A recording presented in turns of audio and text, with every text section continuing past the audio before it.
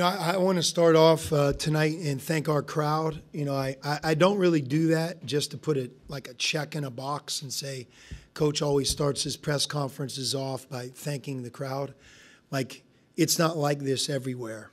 And for this to be a Tuesday night in, Jackson State, look, it's going to be easier for our crowd to be maybe more excited about a Wake Forest at noon on a Saturday than an 8:30 tip-off on a school day Tuesday night here at the beginning of November against Jackson State. But it felt full to me, and I think it's remarkable. Whether it's our students who continue to show up and be the heartbeat of the arena, and just our passionate fan base, and we appreciate it.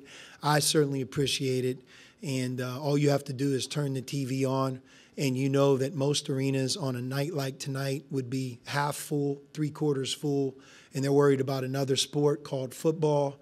And the next thing you know, they wait for their rivalry after Christmas. And that doesn't happen here. Basketball is so important.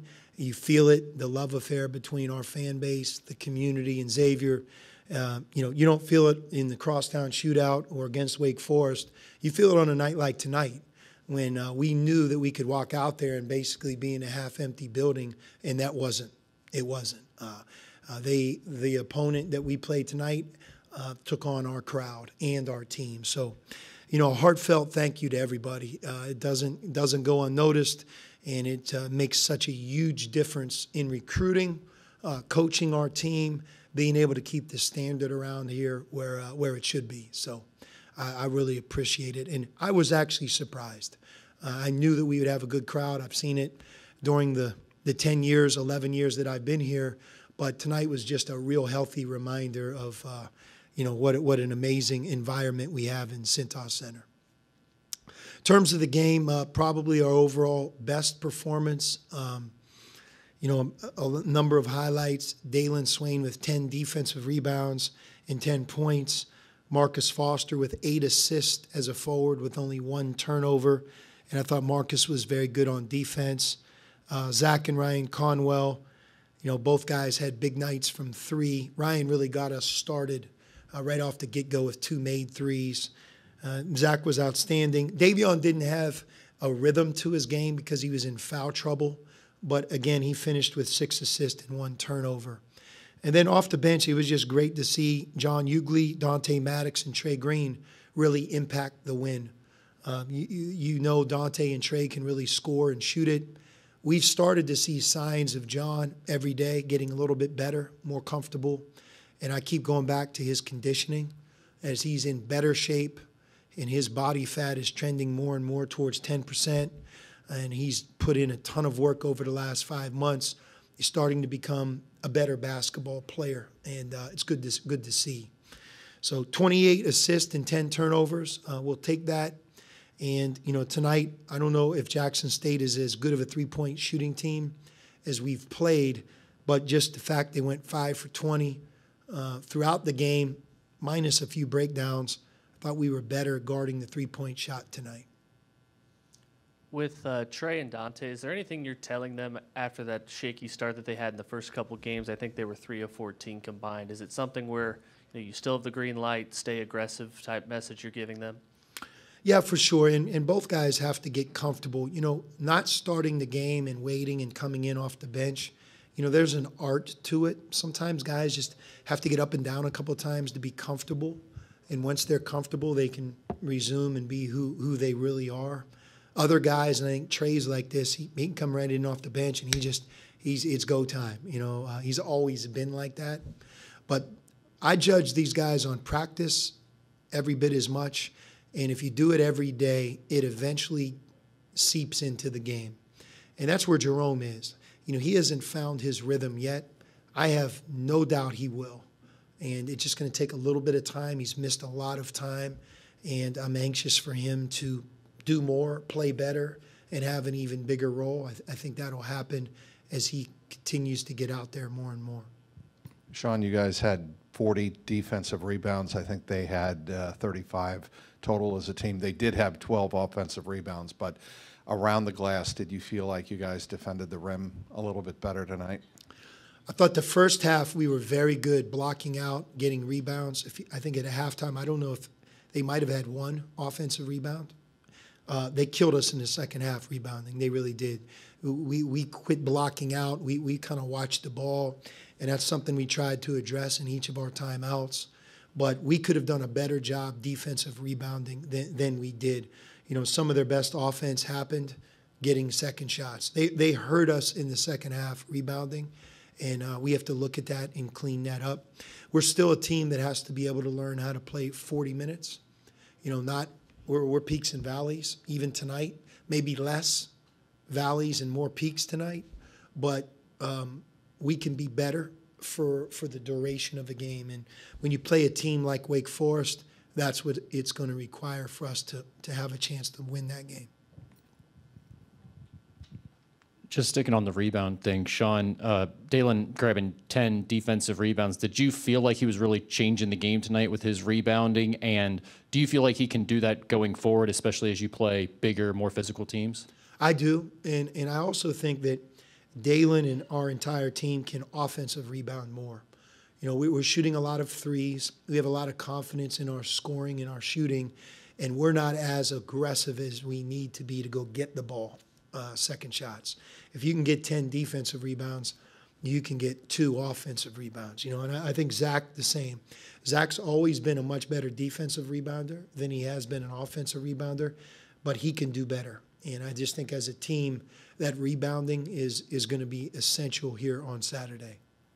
As far as John getting some confidence going, did you feel like that was mostly about him seeing a shot or two go through early and then everything fell in place from there for him? Or has this been more of, like you were talking about, a work in progress over the last few weeks?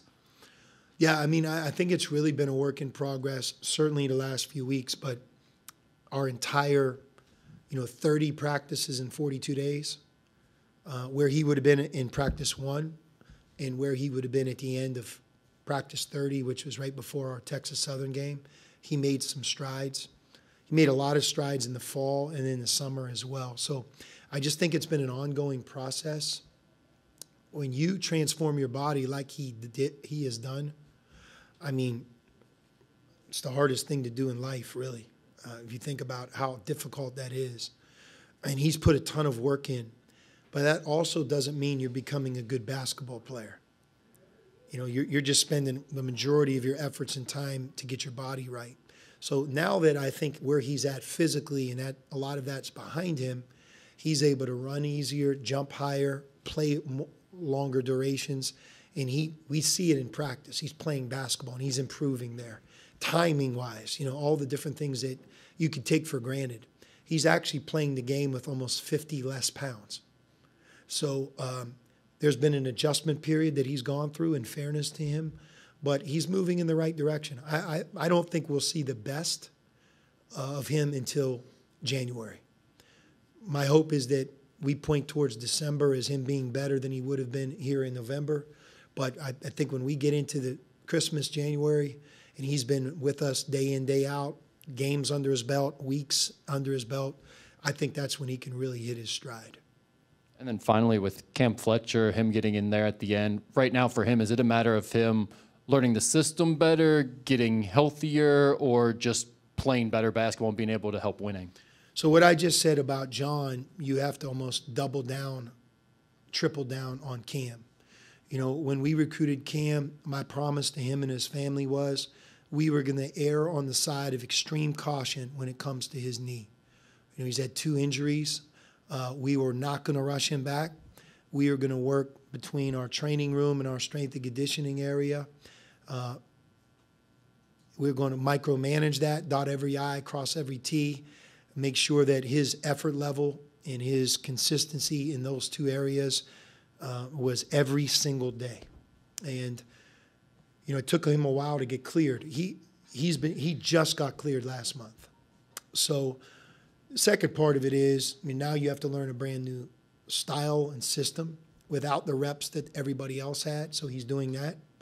And then, I think the third part is what I said about John, just timing, being able to play again.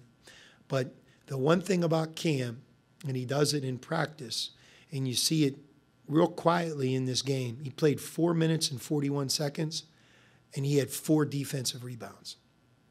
He can really rebound the ball. So it's great for us just to be able to develop him. And I think his best days are down the road.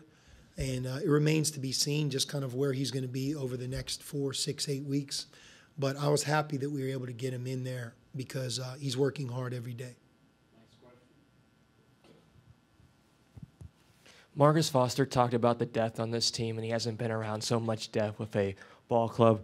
I want to talk about one player in particular. Trey Green had 10 points in that second half, finished with 15.